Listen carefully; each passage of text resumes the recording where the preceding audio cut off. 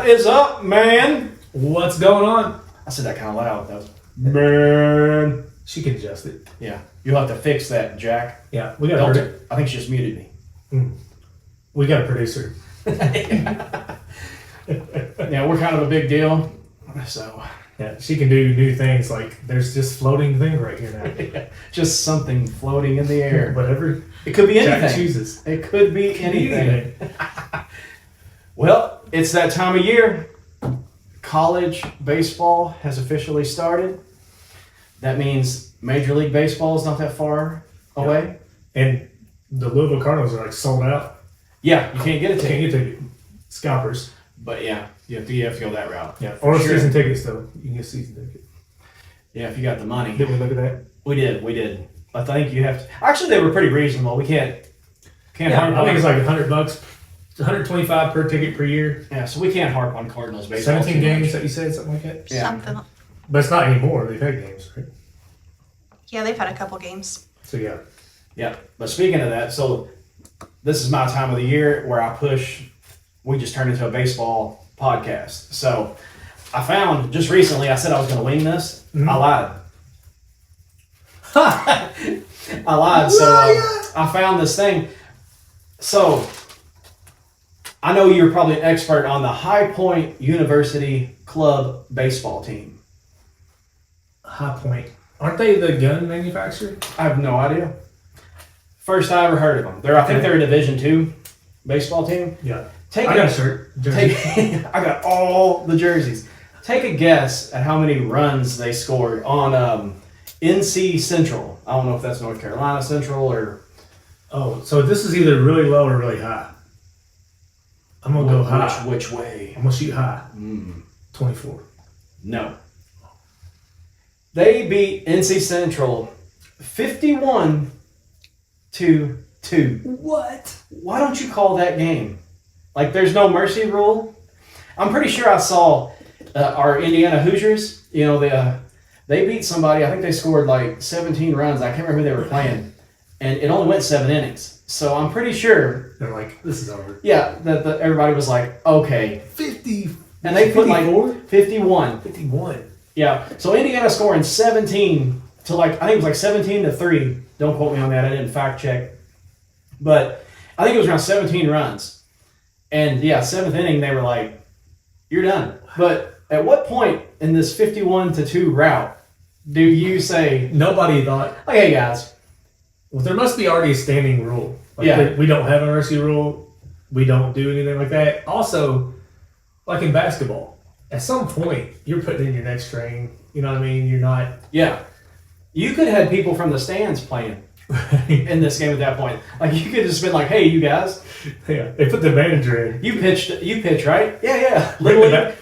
Bring the bat boy in. We're like. Yeah, we might find a water boy situation, right? Maybe that's what happened. They brought the towel boy in, and he just smoked like 4 grand slams. Golly. But yeah, 51-2. I I had don't to know. been grand slams involved in that, right? I mean, I would imagine. But yeah, I've never seen a baseball score. Wonder that what high. the highest of all time is. I don't know. That sounds like a Jack problem. The highest baseball score of all time.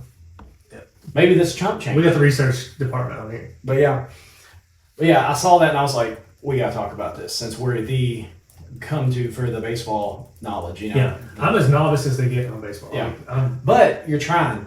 And we talked about that. I'm super happy that through most of our friendship, you were like, nah, baseball. And I've always loved baseball. right. So for you, and I guess I gotta thank the Koreans, right? Yeah, The Tigers and the Samsung Lions. yeah, the Lions. Yeah, I'm sorry. The Seduson Bears. Samsung Yeah. Lions. So I gotta thank Korean baseball because it's kind of made Yeah. you Well, really, you need to thank DraftKings. DraftKings. Yeah, I mean, that's not what I would ever do. that's right. That's bad. That's immoral. Is it immoral? Well, since I have a DraftKings account, I'm gonna say no. Yeah, but you can be honest and be like, if you thought so. I don't know. Some people frown upon games. I have no, and stuff. I have no issue with it. Like, Yeah, now if you're that's spoken like a true addict, though, too. sure, Like I can quit anytime. anytime, Anytime. I could put it down. My family makes fun of me because, like, I do online betting, and I do like to bet on Korean baseball, which is not started yet. Yeah, it's coming though. It's coming. I think it's after Derby. You got me. Korean baseball, that's you. You're the expert. You're the Korean baseball analyst of the group. But I don't know. I know more about Korean baseball than I do about any American baseball. But so yeah, like my family makes fun of me because we were watching the Super Bowl, and you can do some side bets and different things in the Super Bowl, and they're like, "Well, the coin toss." That's my favorite thing to bet on. Yeah, I bet on the coin toss, and I won. I lost. Yeah, it's heads. It's always heads. I said tails never fails, and Right. it did. It did, but they were like, "Oh, you won! How much did you win?" I was like, $2. And they're like, "What?" I was like, "I only bet $1. Like $1 is my max bet. Usually I'm like 70 cents here, 40 cents there, because I think I like put $10 in or something, and then I just always So I make penny. You lowball. Yeah, I do. You play small ball. I do, and then but what I like about it is I care about other things than just the final score. Yeah. You know what I mean? And it gets you more involved. And so that's what my entry to baseball has been. Korean baseball, you're absolutely right. But then hockey this year I've been interested in. Yeah, which is another sport that I love. Yeah, you like it. Nothing except for I like to watch the fights. Yeah. But with baseball, I know that they hit the ball with a stick, and then you run. And the more times you run, the better your score is. That's right. And it's the opposite of golf. Watch out. ESPN might have the new baseball analyst. Commentator under you. You'd be awesome though. Man, tune into the ESPN and you got you being like, he took the stick, he hit the ball. Yeah. Running. All right, he's at second. He's at the next base. Well, You could be one of the greats. we were watching the college football championship with Brandy's family. You. And here's people who never watch football. Yeah. Never watch at all. But because IU is undefeated, it's everyone's hooked now. So they're watching the game as like a kickoff return. And they're like, catch it. They're all screaming and jumping. We're all like, he called for a catch. He's going to catch it. Yeah. I'd be like that in baseball. Like, he hit the ball. Like, he hit it. Yeah, he hit it. Like, Yeah. it's fouled left. He's not going anywhere. Yeah, that kind of thing. But no, I think I'm more than that, but I don't know anything. So, are we picking picks? Like, is that time yet? Or when are we? No, it's not that time yet. But I just was excited that it had started. And then I saw this 51-2 score. And I'm going to give a shout out to our Louisville Cardinals. They put up 23 on Xavier. That's where I got 20 from. That. Yeah. After giving up 11. Xavier. Yeah, that's true. I always say X. I do too. X. Yeah.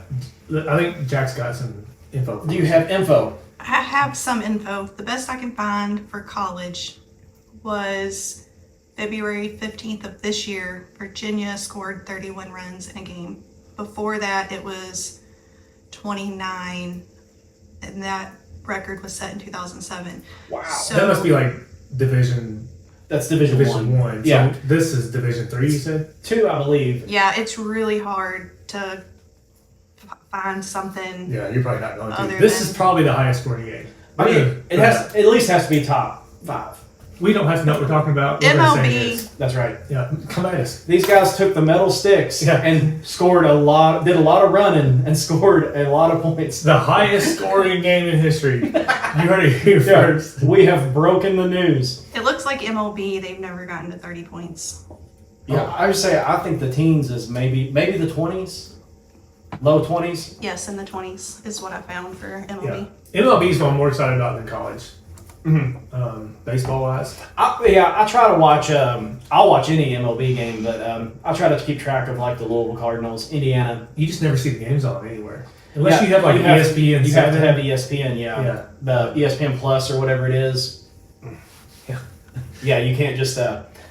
Which it kind of bums me out. You can't just be like, hey, I want to watch a Louisville baseball game. Right. We're what 30 minutes away from Louisville, so. Yeah, but you would watch backyard baseball if it was televised. Oh yeah. Sandlot baseball is where it's at. You're like yay sports of any kind. I am, yeah. This guy has toddlers. He's racing them. Yeah, I don't watch that. I don't know, man. Didn't you tell me you were betting on cricket? I did bet on cricket. The Yeah. other day. I've never watched cricket. I know less about cricket than baseball. They also have a stick. Yeah. It's flat. They have this paddle. And then Yeah. Well, Raphael, the Ninja Turtle, said you have to know what a crumpet is to understand cricket. Well, that's what. Yeah.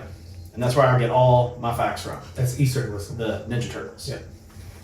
But yeah, baseball. Go sports.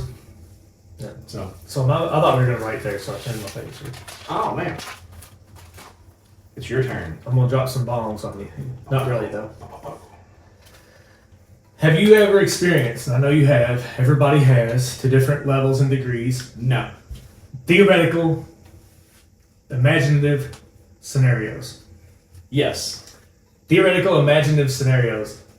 You're playing out a scenario in your mind, and you let your imagination take over, and now you're into it. How many times do you allow yourself to happen in your life?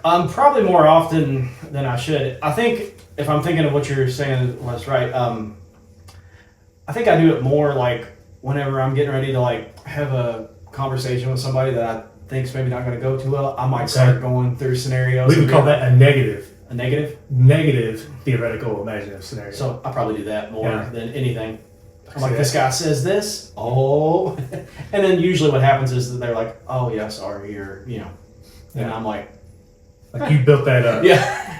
I think that's the non-technical term. You built that up in your mind. Yeah. Yeah. I think if it goes the positive way, though, a lot of times we call those fantasies. Fantasies, huh? Yeah. Theoretical, imaginative scenario, you fantasize this is the way it's going. But if a negative sense, we don't use that terminology.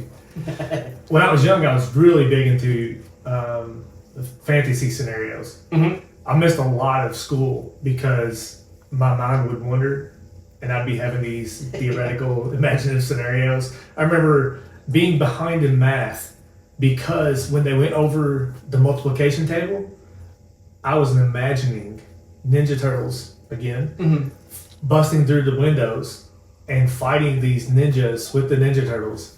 And I was swinging on chandeliers and swinging swords, and the room didn't even have chandeliers. Yeah, we went to South Central. We both know there's no chandeliers in that school. Yeah, I don't think there is. But by the time I snapped out of it, I was so deep into this. By the time I snapped out of it, I had no idea what the teacher was teaching. That put me behind years. It took me forever to learn my multiplication tables because I had to do it on my own. And I sucked at it and I hated it. Anyhow, but I got so into it that I remember kind of jerking and having like a physical reaction to the scene I was playing. You ever been there? Yeah. So sometimes your imagination can go so far that you have, and can be so emotionally charged that you have a physical or physiological experience or response to the scenario you're playing in your mind. You ever been there? I think so, maybe, yeah. I can't think of something right off the bat. Have you ever looked at somebody and they just got a scowl on their face, and it's because in their mind they're playing out some scenario? Yeah. Like, I'll tell you another experience. My mother-in-law, Pam, if you see this, sorry. Does Pam watch? I doubt it. Hey, Pam. Yeah. I don't know if Pam would. I don't think so. Tom better. He better. But sometimes when she's recalling a story, she gets so into the retelling of the story that she gets so animated. If it's a story where she was angry, all of a sudden you're like, whoa, I wasn't there. You know? Yeah, she's yelling at you. Yeah, she's in your face, yelling at you, and like spitting and stuff, and yelling, like, whoa, I wasn't there. Like the other day, she was telling a story, and I can understand why she was upset in the story she was telling, but I was like, they're gonna call the cops because she's getting so animated telling the story. She was having an emotional response, retelling and recalling the story. And so sometimes I remember being a kid one time and thinking about like sad things happening, somebody dying, or somebody, a loved one you care about, or something that would happen, and then laying in my bed crying about it, a thing that has not even happened. It's theoretical, like potentially could happen. And you're going through these scenarios. Well, it could be a natural thing for us to prepare for future events. You're preparing yourself. You're like prepping yourself. Yeah. But also it's because we don't regulate well our thoughts. And so your mind automatically can tell the difference between an imagined scenario or an actual response. Mm-hmm. But if your imagination is so vivid, it can blur that boundary. And so you can have deep psychological and emotional responses to imagined scenarios that never happen. That never happened. Oh. Even to the point of hallucinating Oh, wow. and imagining events that actually happened that did not. Gotcha. So a person who's deeply imaginative might recall something completely I was going different. to say, that's like when that guy's telling that story and you were there and you're like, I don't know. Like there's an extra ninja Yeah. came through and swung on the chandelier. Exactly. It's like, man, there was only two. There's only There's two. only two. Right, like I don't remember it that way. Yeah. But they are 100% solid. Now that's getting ahead a little bit. So, have you ever, and you're a drummer, and I know the answer to this, air drumming? Yeah. A song comes on the radio, you're into it, all of a sudden you're playing along with the beat. I'm pretty sure I've made the family nervous in the car quite a bit from doing that. Yeah. I'll take my foot off the gas pedal, brake, and be like, Yeah. I do that when I was a drummer. yeah. But I remember, and I think I told this story on the podcast before, your dashboard, your mom's dashboard, Yeah. was beat all up. It's amazing the airbag never exploded in my face. Yeah, because you had the drumsticks in the Mhm. car, and you were just like, oh. That's how I would practice. I would just, that was like a practice pad. Yeah. And as, I don't want to say anal, but as particular as your mom is, I can't believe she didn't. No, she wasn't happy. Okay. She wasn't happy about it. I remember seeing that going, what are you doing here? But yeah, so air guitar and air drumming, you're into it in a moment. I've listened to songs going down the radio, and I'll be on my steering wheel doing like this, and Brandy's pointed out, like, are you playing guitar right now? I'm like, because I'm Oh, thinking yeah, about just- the song, like, oh, this is how that goes. I'm That's tired. why you keep beeping at me. Beep, beep, beep. Yeah. But Bam, bam, bam. there is air guitar championships, like for those who do it well. I'm pretty sure we saw that on the Ocho. Or maybe I did, sports. I think ESPN, and I can't remember if they do it, how often they do it, but I know there's a certain time ESPN does, like, you ever seen the movie Dodgeball with Ben Yes. Stiller? That was You can dodge a wrench. Yeah, you can dodge a wrench, you can dodge a ball. Yeah. There was ESPN 8, the Ocho. And I think they do that. And I'm pretty sure, and you can look it up if you want, but I'm pretty sure they have air guitar competitions is one of the things they cover. Yeah, that sounds right. Would Yeah. that be a performance or sports though? I mean, it's kind of like, since we're in Olympic mode too, it's kind of like figure skating, I guess. Like you get an artsy kind of. Oh yeah, I guess you're right. So I can maybe see the that. sport thing is like maybe how well you. Because it is move. more movement. Yeah, a guitarist got to know how to move, right? Yeah. See, us drummers, we're just cavemen. We're just back there, just. Yeah, bang away. Yeah, guitarists have to have that. That's probably why the girls like the guitarists and singers more, because they got to have that. Lars would stand up, kind of. He did, yeah, stand on a snare drum. Yeah. But there is some debate on whether air drumming specifically Mm-hmm. or air guitar should count as actual practice. Depending on how, Like you're putting in the work because you're. depending on how much you're locked in. Like if Yeah. you're really syncopated with the rhythm, trying to focus on what they're doing in that moment and what you would be doing. Like, okay, is there a bend here? You're actively listening. Like, Yeah, active listening isn't just Actually- a good conversation skill. It's I was doing that on the way here because another thing we're getting excited about is Louder Than Life's getting ready to drop their lineup, so they're releasing bands. I saw Bird and Beyond's Yeah, it looks pretty good. Hootie and the Blowfish. Yeah, and Dave Matthews. So same night, Same day. same night. Yeah. But there's a band called Ice Nine Kills that I've really been into lately, Yeah. and they have a song it's about the Joker. And I teased Jacqueline, I was like, usually I'm not a big lyric guy, but this song I love so much, I've learned the lyrics. But one of the things I do is there's some really cool drum parts in it. So on the way here, we were listening to it, and I was just, just Yeah, working it out. Probably should have been paying attention to the road, but Yeah. got to get my practice in. Don't try this at home. Yeah. Yeah. I also saw a thing the other day too about air drumming. They said you're a bad word if you air drum with two arms to Def Leppard. Uh, Words. It's family show. So But you're not a good person Yeah. if you air drum the Def Leppard with two hands. You're a hack. Yeah. Well, it depends. Some of those songs, That is true. There Yeah. was early Def Leppard. if you know your Def Leppard discology, and you know, then yeah. you got to pay attention. Yeah, that's funny though. Okay, here you go. Yeah. Okay, so depending on how deep you're locked in, it can be good practice habit. Not just for drumming and guitar. For athletes, Navy SEALs do this. Really? Yeah, preparedness training. You're trying to visualize other scenarios and how you would react to them so that in that scenario you are prepared, competent, And just ready for anything. and ready. Yes. Oh, all right. Like Deacon Sony would say, chance favors the prepared mind. So Yeah. you're preparing your mind for these other scenarios. And people who go through preparedness drills often handle stressful situations much better. And so I looked at this, and athletes do this. Imaginative training, visualization. Athletes use it a lot. Runners do this a lot. Like if I can just visualize yourself completing the next mile or the next quarter mile, whatever it is that will get you through the stage you're at Yeah. and help you get through that wall. I've done that before, like running and stuff. Like when we do, like, you know, the little 5Ks and the, you know, the fun runs and stuff. Like for a chunky guy, that's a big deal. That's like my marathon. Yeah. And I find myself doing that. Like, let's just get to the end of this hill. So then, or to this curve, or hey, we're gonna make it down by the river now. And now, all right, we'll get to this point. You know, If you can get to this point, Yeah. what you're doing is visualizing the next achievable goal instead of focusing on I've got 10 miles yet to run. No, I've got 1 mile to run. I've got a quarter mile to run. You're visualizing your next achievable goal, and then you're changing that next so that you're like, okay, I can achieve that. You can't see yourself achieving a year's school, but you can finish this semester. yeah. You know what I mean? That kind of thinking. So that they use that a lot. I remember singing a difficult song, and it was beyond my singable range. And Kevin Harden told me this.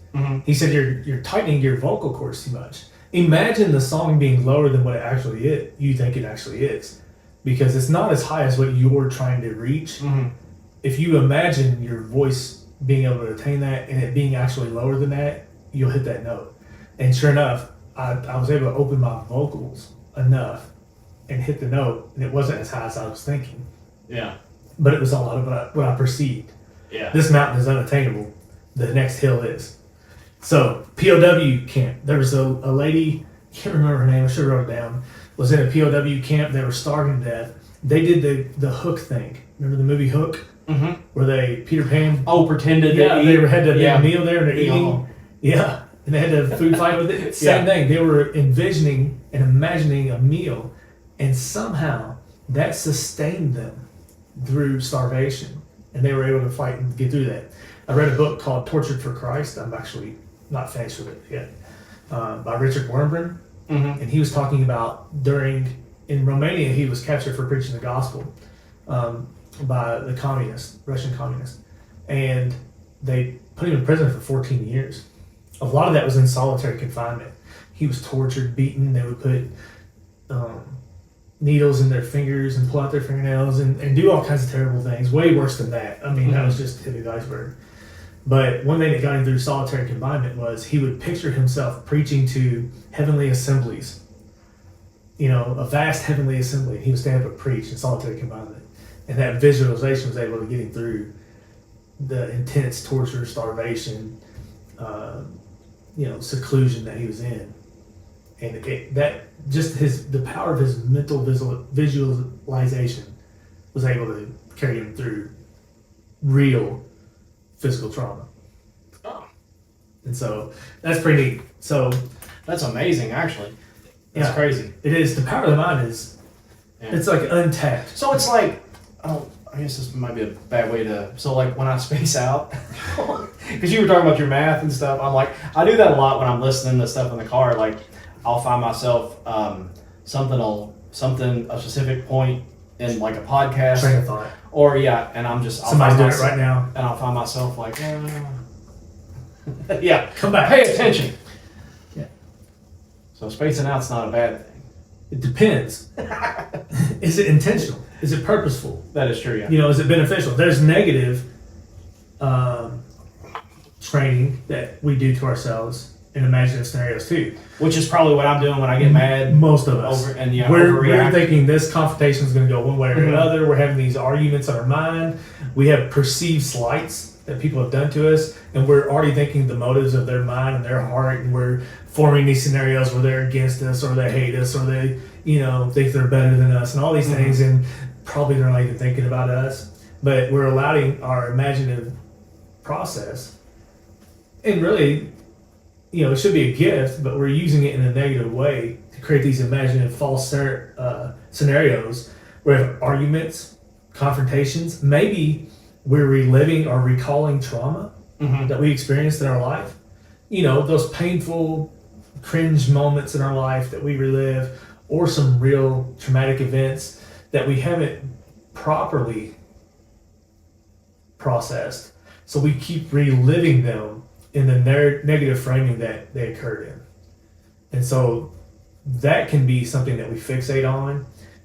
It becomes recalled trauma, drama. And that'd be like a person that can't get over something that happened. Right. Like, it freezes you in a moment of time. Gotcha. And so sometimes you have inhibited growth because of it. We can cause our brain to not grow and continue to learn because of this kind of thing. You fixate on a certain time, it almost stalls your growth as a person. And it can lead to paranoia. Oh, wow. Yeah. So then this is where that comes in with that memory integration trigger. So this is when we have a false memory that has a strong emotion attached to it, so strong and so emotionally charged that it causes us to either falsely remember or have memories that never happened. There's some events that never happened. Some people, I think, this is just me, I have no basis for this. I'm pulling this out of the He's air. just a Korean baseball analyst, guys. Yeah, guys, this isn't me talking about Korean baseball, which I know about. I think deeply creative and imaginative people will sometimes tell stories, and you're like, well, that's a tall tale. Maybe they're misremembering something because they had this experience that has triggered a false memory so strong that they recall it as an actual event. And I wonder if they're not lying, they're just not remembering it correctly, not remembering that, or they didn't actually happen, but their imagination is so strong and they felt such intense feelings in the moment that it like solidified in their mind as this actually happened. And so I think this does happen. I don't know. Oh, I mean, I would say absolutely. Yeah, I think so. And that we were talking about like the what was that thing where you misremember things, like the cereal box or Berenstain Bears? The Mandela effect. Mandela effect, yeah. I wonder if people, because of nostalgia, being that emotionally charged response, misremember things from their youth like that. Well, yeah, like Shaggy's Adam's apple. One, because your brain was still growing at that time. Yeah. And so maybe our minds collectively, our hive mind, remembered things together because we were growing at the same age at that time. So we're all looking back at these things from the early 90s or late 80s. And our age group was, about the same age, and our minds were developing at the same.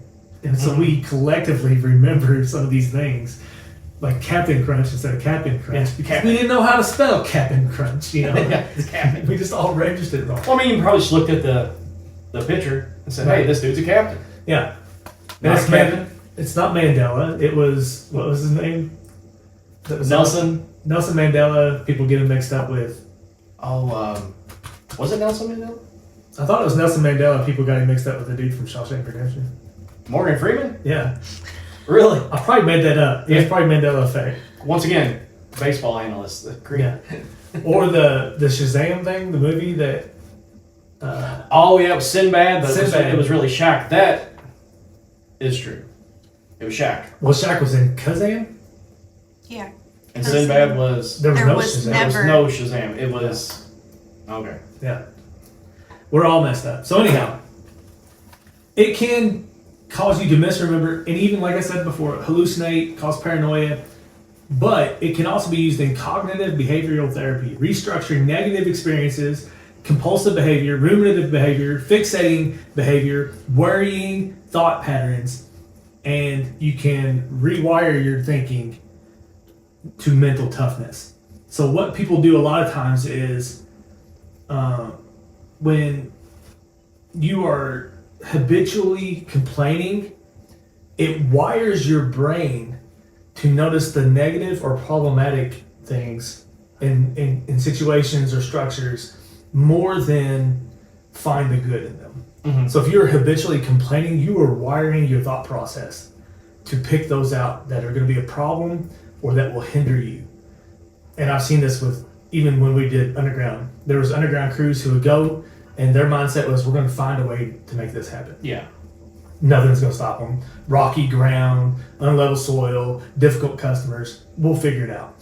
Then there were crews before they even got to the job who were calling me and telling me how this job couldn't get done that day. Mm-hmm. And it was a mindset thing. And so we can rewire our thoughts. The Bible tells us, be transformed by the renewing of your mind. You have to renew your mind. You have to be systematic and diligent and purposeful about it. And you can do this by defining your goals. Mm-hmm. My people perish for lack of vision. That's what the scripture says. Clearly state your goals. Make it clear. I would say this for pastors too. Mm-hmm. Whatever you're make it clear. Define it to where anybody can understand it. Make it clear. Control your awareness. Don't ignore a problem. Face it. Mm-hmm. If you ignore problems, they grow. Delayed confrontation is confrontation magnified. Yeah. Don't ignore your problem. Face it. Jordan Peterson would say, go slay the dragon in his lair before he comes to your village and burns it to the ground. I like that. Yeah. You know what I mean? Stay positive, proactive. Complaining wires the brain to see negative or problematic issues primarily. And then what we say all the time, be consistent. Mm-hmm. Consistency is the key. Do the work. Yeah. Do the work. And this is a good way we can use our imaginative process for our benefit. I do something, I don't know, maybe fits into that, like when I'm at work and, we have a lot of stuff to do, what I tend to do myself and I try to get people to do is like we sit down and we have a briefing about it, and I'm big on the one thing at a time. Mm-hmm. And I guess that's kind of similar, like, hey, we got 15 problems, but let's do one. Let's knock this out. This is the easiest one. Yeah. Let's knock that out. See, Brandy likes the other way. She's like, let's pick the hardest one. Yeah. And see, me, I like the easiest one, so you build up to it. You can build up to it. Yeah. And I think it builds confidence because easy, Trump. If you, builds confidence. It's a good way. Well, I think it does, especially in a scenario where you're coming into a day where, like for me, locomotives are broke down, and everybody's like, oh, not again, like this is quit. Yeah, all week we've been dealing with this, so it's like let's knock out the easy thing, and go on to the next one, the next one, and then I think or at least with the people I work with, it seems like that helps because you knock that thing out, you're like, all right, we got that. And it builds confidence. You may be right because you do 2 or 3 things. Now you got momentum. Yes. And you can never discount momentum. Yeah. And then when you get to we had a problem the other day where we didn't think we were going to be able to fix it. And we just we kept trying, all right, one thing at a time. Try this. It didn't work. Try this. It didn't work. Okay, try this. They pulled that piece out. We found it was broke. Everybody was excited. Yeah. Oh, we found the smoking gun, kind of thing. Now you change the atmosphere. Yes. Everybody's excited. Everybody's on board. Mm-hmm. Yeah. That's because then, and everybody was excited before it even got fixed. We didn't even know if this was going to work, but we saw that this piece was broke. We replaced it, and as we're replacing it, we're like, this is it. Yeah. This is it. That doesn't happen without action. Yeah. You didn't just sit around hoping things get better. Yes. All right, let's get up and do something about it. That's so crucial. We were having all this snow and stuff, and we were locked in the house, and I was telling Kendra earlier about me and Brady were going stir crazy. Yeah. We were just trying to find things to do around the house because we were just felt like garbage because we were sitting around. Mm-hmm. And there's something about action I think that's really important, but that's what I had on that. So. Heck yeah. I like that. Yeah. Quite interesting.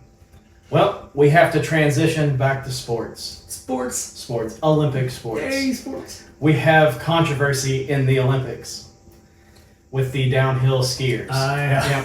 Which they have labeled penisgate. So, this might be the disclaimer moment. If your children are watching, maybe the news, step out of the room. the Yeah, news, talks the about news it. reported on I'll tell you this. what, though, the news reports on stuff in the morning when the kids are getting ready for school. I'm like, Yeah. Fast forward. yeah. Especially with all the Epstein stuff in the news. That is true. Anyhow, so compared to that, penis gate, you said? Yeah. Not as big as problem as the Epstein stuff. That's what she said.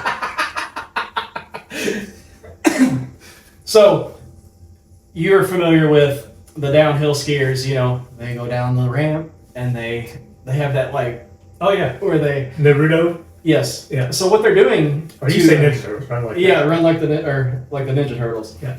So what they're doing is they're injecting their members with, and I made Jacqueline pronounce this because it's a crazy name. Hyaluronic acid. Hyaluronic acid. Yeah, hyaluronic. Hiya. Which just sounds like you shouldn't inject that into anything. No. Somebody's like, oh, I got this acid. Yeah. I'm going to put it here. Put it in. No. No, you're not. Okay, but it is actually the definition of it or whatever is a naturally occurring substance in the body that plays a crucial role in maintaining skin hydration, joint lubrication, and overall tissue health. Man, I need that in my shoulder. Yeah. It is commonly in a lot of skincare products. So it's not like spray foam insulation. No. But what this magic thing does is it also makes your wee-wee a little bit bigger. Centimeters. Which We don't know what centimeters are in America, though. Yeah, this is Smaller than an inch. Yeah. So smaller than this space. Yeah. Half of that, maybe.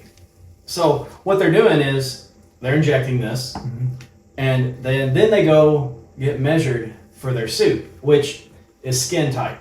Yeah. So now that they are packing a little more, they get measured. Well, then it wears off. They put the suit on. They're a little bit looser. Yeah. So what I was seeing is the guy that I saw reporting on this gave it like like a flying squirrel kind of thing. So now those suits that were skin tight, when you jump, they're not going to catch a lot of air. You But got a parachute. if you're loose there, it's going to have the flying squirrel effect. It's And going to make that big a difference. listen to this. On the news, they said the centimeters give them an extra 9 feet of air time. 9 A feet. jump, yeah. 9 feet. Well, have you seen those guys jump off cliffs and they just had the wings on them like a flying squirrel? Mm-hmm. And they're like gliding through mountains and stuff like It's that. exactly like Just that. like that Yeah. on your crotch. Yeah, in the one spot. That's how Batman does it.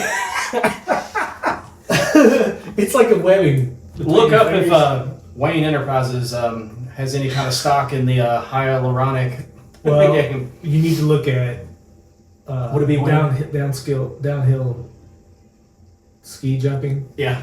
and Bruce Wayne. Yeah. He's going to encrypt that. So, Actually, I wanted to tell you that I was telling my mom about this, and she wants to know, what did the women do? Oh yeah, what do the women do? honestly, I don't know. The women have to just deal, darling, with whatever they get. Yeah, shout out to Darlene. Yeah. They get what they get and they don't throw a fit. New York Times best-selling author. I'll tell you what though, Shout down the preacher. and I could be totally wrong on this, and this would be for Darlene. I don't know if women cheat as much as guys do in sports. That's a good question. I mean, Guys will go as far as Yeah. saying they're girls. and that's one of the questions here too. Like, if you're a downhill, ski jumper, whatever they're called, Mhm. and they're like, "Hey, you inject this in your wee-wee, No, you're gonna win gold, an Olympic gold, though. Is it worth it?" I don't think so. But I'm not.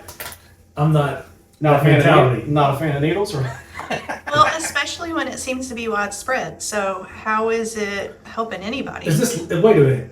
Is this not illegal? Like they? No, it is. That's why it's a controversy. They're saying no, don't do this. Yeah, But people are doing it. Yeah, I think they've busted some people doing it, and I think it's one of those like steroid and baseball things. Like nobody ever said you couldn't take steroids. Wait a minute. When did this start? I just heard about it this year. So they probably did this. They probably caught them. Remember when the Russians were roiding up? Yeah, you think they? And they got banned from the next Olympics because they were Sochi? So it had to have been something like that. Yeah, and maybe so. Who caught them? Yeah. Somebody's staring over Somebody's doing like, the wait a research. minute. There's a judge that's like, Vladimir's looking different. what is flapping? Yeah, it's walk crooked. Wait a minute. You're staring too much if you notice that. Like, you're a heck of a judge, I guess. But yeah, to answer Darlene's question, I think, me personally, I think the women just go out and compete. Yeah, they probably are not trying to do that. So, shout out to women. What if you do like MMA guys do, and you like cut weight right before your fight or your match or whatever, I mean, yeah, that's. and then you would automatically have looser, and you're lighter. Evidently, it's easier just to inject. Yeah, maybe. What are the long? That's a good point. That's a good long-term point. effects of that. That's a good point. You could bulk up, get measured. So hey, downhill skier guys, Cut weight. stop this needle to the wee-wees. Yeah. Get fat, measure you for your suit, Cut and then weight. lose weight. Yeah. Don't drink water for a few days. So apparently, this was reported on by a German newspaper, All the other Germans. and it is currently Engineers can tell. it's That's true. currently under investigation. So there is not currently any real evidence. They this has haven't happened. pointed anybody out for this. What Right. if it's all like somebody made it up? I would be devastated. Yeah, some Germans like they're doing this and they're not. Yeah, they're like, what are you talking about? Yeah, you're crazy. But Germans, I mean, they got an engineer's mind. They do. Something's off here. You know why? Because they can drink on the job, I'm pretty sure. They're precise. But I think a lot of Eastern European countries are like that. Mm-hmm. That's very, what do you call it? So once again, if they do get caught, you heard it first here. Yeah, And we gave you a solution. we're breaking news here. Yeah. Yikes. But yeah. Yeah, cheaters will do. How far, that's what I'm saying, like how far would you go to win? You know? I don't know, because I've never really thought of. I'm not like the cheater guy. I don't really like. I play euchre with people, and I know how to. Some people know how to cut cards and count cards, and I'm like, just play the game. Like you're that into it, like something's wrong. But I guess if you're Olympic level, you're probably getting pressure from coaches and Yeah. Yeah. Countries, at that leaders. national leaders Mhm. to do that. And I could see where. Okay, so say the president of your country comes to you. Trump. Definitely. And he's like, look, you're gonna shoot this up. You're gonna take it right to the mirror. It's for the nation. There's some patriotic. You're doing this for Yeah. America. Or maybe it's not somebody that, like, some countries like, we're gonna kill you if you don't. See, and this would be a moment of like misremembering too, because if this was me, I'd been like, when I won that gold, I'd have been like, yeah, Trump came to me, he injected it. There was a bald eagle screaming, the Star Spangled Banner playing in the background, you know, the American flag waving. I did this for our country. Easy, Jack Reacher. Yeah. Like, but I mean, I imagine that some coaches and national leaders and things are pressuring some athletes to do Yeah. certain things. And Well, then there was. they get caught, and it's like black ops, hang you out Yeah. to dry. Like we knew nothing. Well, I mean, wasn't there controversy with the Chinese gymnasts and stuff like that? Like they pretty much like from birth are like training you to Oh yeah, like there's some hardcore Yeah. stuff going on there. yeah. I think there's a different mentality there. Yeah. Speaking of mentalities, but Of course. Hey, why don't you do me a favor and look up since we're on Olympics, the USA women's hockey team was tied and going into overtime against Canada for the gold. you're gonna date us here, Yeah, which we're not under a tornado watch anymore. I saw that. it's just mostly cloudy. Mostly cloudy. So yeah, how fun. No, man. All right. I'm gonna end this on a high note. Maybe. Is this the thing I'm going to be excited about? You're or going to be was it- interested in. Interested. I'll be excited. So the first thing you were unsure, and I was interested. Right. So This, I thought you'd be interested in, and you might not care. yeah, I'm gonna act like I don't. US one. US 1. USA! USA! Yeah. We both did the bald eagle scream at the same time. America! Boom! Yeah, Let's we have got that wrong. let's have an American flag waving here now for the USA women's hockey. God bless America. All right, so have you heard? No, and I'm not interested. You might not be. Have you heard any AI music? Yes, actually. How do you feel about it? I like Like the funny things. yes. Okay. There's a and you should have warned me, and I could look this guy up and gave him a shout out. But there's a drummer that I follow on Instagram, and that's all he does is like an AI version of Okay, I know who you're talking about. Metallica, but it's Jamaican. country. Yeah, it's reggae. Yeah, or something. that was great. And he plays drums along Yeah. to it. Yeah, I could watch his channel. Entertainment. Yes. Sure. Now I love that. Yeah, mashups. Like I've heard Metallica yacht rock stuff. Yeah. I get that. The doctor, what's his name, does that. Doctor something. Dr. Love. No, that's Kiss. But Oh, I can't remember this guy. dude. And But shout next out, podcast, I'll shout this out. But yeah. shout out to you, baseball and Kiss, my two favorite things in the world. It's like you're watching our friendship grow closer. No, I told you my only goal in this podcast is to entertain you. I wasn't lying. Well done, sir. Yeah. My only goal. If I entertain you, I feel like I'm doing okay. I don't care about anything else. You make me happy. Yeah, shut up. So AI. So for entertainment stuff like that or funny, I'm fine with it. Yeah, love it. My nephew's son made because his transmission went in his truck, Mm-hmm. and then Slippy Trans is the name of the country song that he wrote for his dad in his truck, and it was an AI thing. It was funny. Fine with all that. But did you know the #1 song on Christian charts today is an AI artist? No, but I could see that. I could see that. The #1 song on the Christian charts. Yeah. The #3 song on Billboard. AI artist. Yeah. Yeah.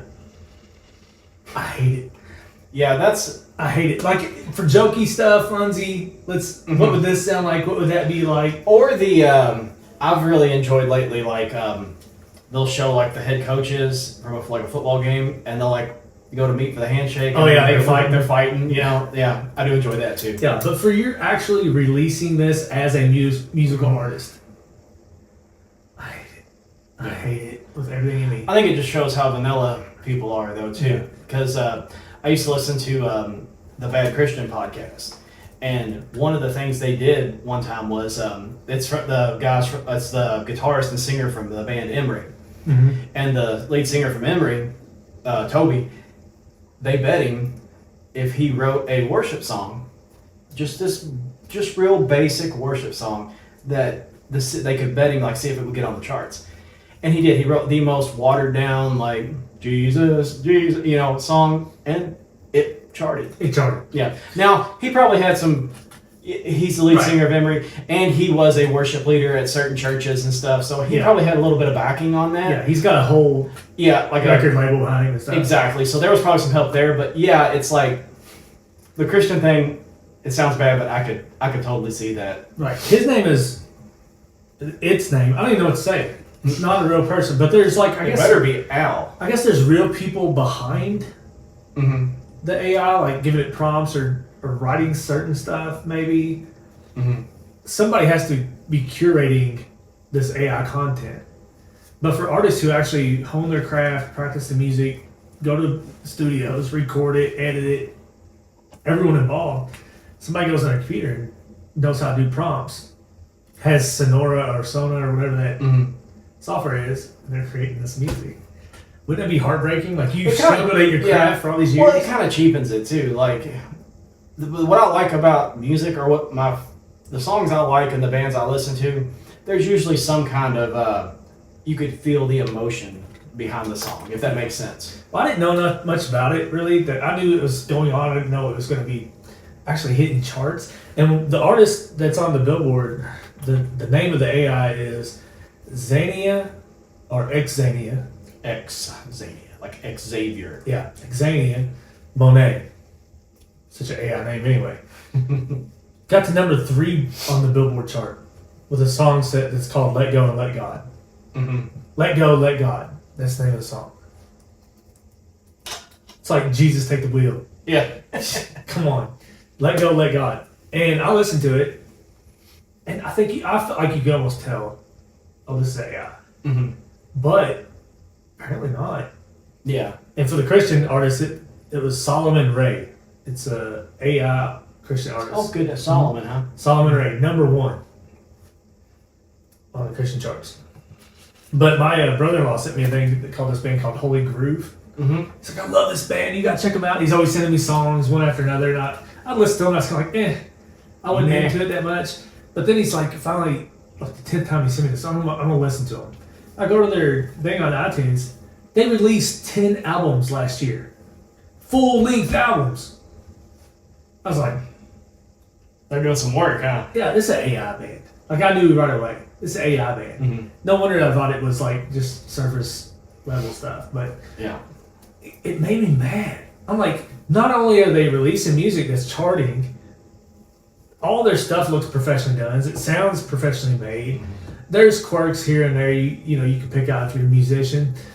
Most people who aren't musicians, though, they're probably listen to this go. Yeah, and I was going to say that's probably the other side of it too. Being a musician, Yeah. it probably drives you more nuts because you've been there, Yeah. writing songs and putting work in, and and like I said, it's the emotion thing for me that like one of the reasons I like the country music I listen to is a lot of the outlaw country, and I always tease. I was like, if your country music doesn't want to make you go be depressed and drink, it's not country music. But I think that music's so good to me, at least in my opinion, is because for one, the artist wrote it. Right. And you can feel, like when Hank Williams Sr. sings something, you could feel the pain in his voice.